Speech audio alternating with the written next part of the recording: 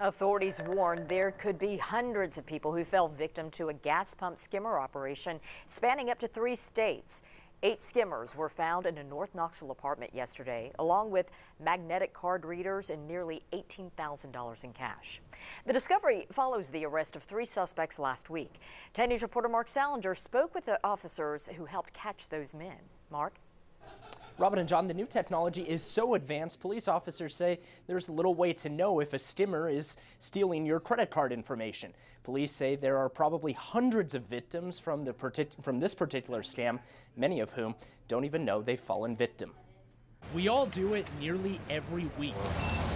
Pull into the gas station and fill up. You use it just like normal and you don't have anything to tug on to let you know that there may be something there. But behind the credit card reader, a secret skimmer could be stealing your money. Whenever someone slides their credit card at these machines, what they put on there actually captures that information. That's exactly what happened over the past 5 months at gas stations from East Tennessee to Virginia and even into West Virginia.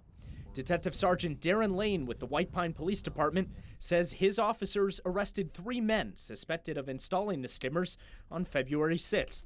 Tuesday, the Knox County Sheriff's Office recovered 8 skimmers and thousands of dollars in cash at a North Knoxville apartment. They're swiping multiple cards and withdrawing numerous amount of money each time. It all began with a tip.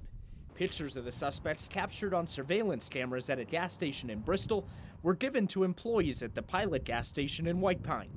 An employee recognized the men trying to use an ATM and called police. We were able to put charges, 11 counts of identity theft and 11 counts of theft. While only a handful of victims have come forward so far, police are confident the number is far higher. We're still working to identify any other potential victims. A scam that hits before most people even know they've fallen victim. They're able to get into these machines, put that on there, and you just don't know it.